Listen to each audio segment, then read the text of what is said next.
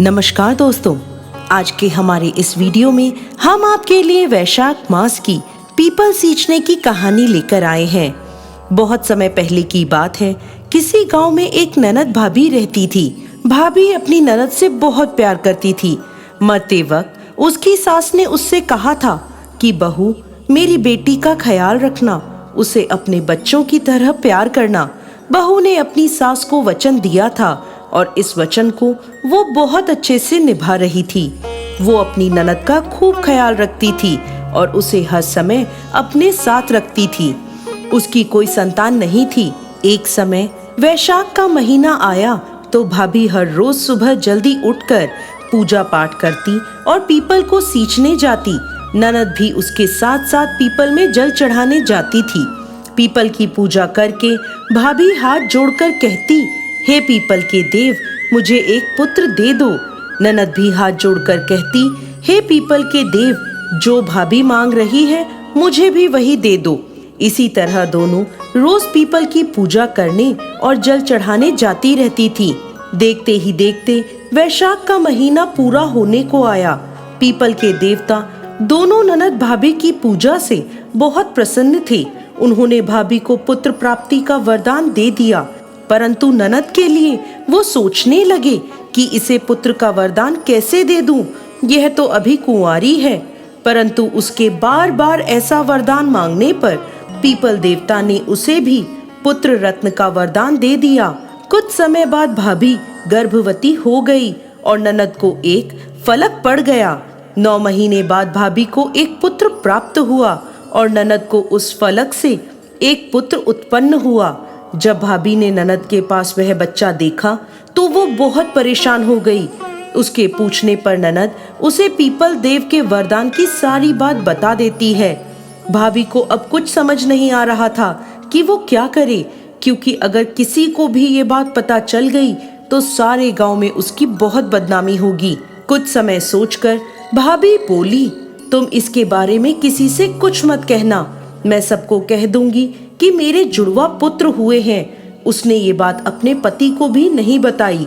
एक दिन भाभी कुएं से पानी लेने जाने लगी तो ननद को बोली, बच्चों का ख्याल रखना, मैं पानी लेकर आती हूँ। ननद बच्चों को सुला रही थी, तभी उसका बच्चा जोर जोर से रोने लगा। वो उसे गोद में उठाकर चुप कराती हुई बोली, बिना बाप के कांधे वाले, बोल तू कहाँ से आया। यह बात वो बार बार कहती जा रही थी। उसी समय उसका भाई वहां आ गया और उसने सारी बात सुन ली। जब उसकी पत्नी पानी लेकर वापस आई तो वो उससे पूछने लगा कि बहन ऐसा क्यों कह रही थी। पहले तो वो उसे टालने लगी, लेकिन फिर वह नाराज हो गया और बोला, देखो, मुझे सारी बात सच सच बताओ, मुझसे कुछ भी मत छुपाना। तब भाभी ने सारी बात अपने पति को बता दी। यह सुनकर भाई बहुत परेशान हो गया और कहने लगा, ये तुम क्या कह रही हो, अब हम क्या करेंगे। इस बात से मेरी बहन की बहुत बदनामी होगी, उससे कौन शादी करेगा। ऐसा कहकर उदास मन से वो उस बच्चे को लेकर पीपल देव के पास गया और बोला, हे पीपल देव, ये आपने क्या किया। मेरी बहन तो नादान थी, लेकिन आप तो सब जानते थे, फिर आपने उसे ऐसा वरदान क्यों दिया। अब यह बच्चा आप ही संभालिए। ऐसा कहकर भाई ने उस बच्चे को पीपल के चबूतरे पर रख दिया। तभी पीपल का पेड़ 2 हिस्सों में बंट गया और वह बच्चा पीपल के पेड़ में समा गया।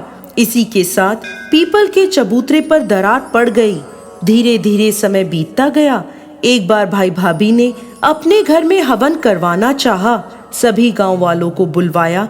पंडित ने हवन करना शुरू किया, लेकिन हवन की अग्नि जल ही नहीं रही थी। खूब घी डाला गया, खूब प्रयास किया गया, परंतु हवन में अग्नि प्रज्वलित नहीं हुई। सभी लोग चिंतित हो गए।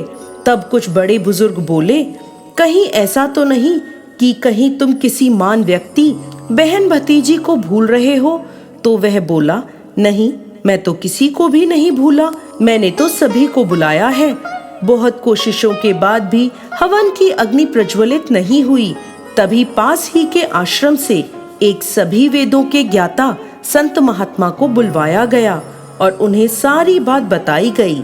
तब उन्होंने अपनी आंखें बंद करी और बोले, तुमने अपने भांजे को नहीं बुलाया, इसलिए हवन की अग्नि प्रज्वलित नहीं हो रही।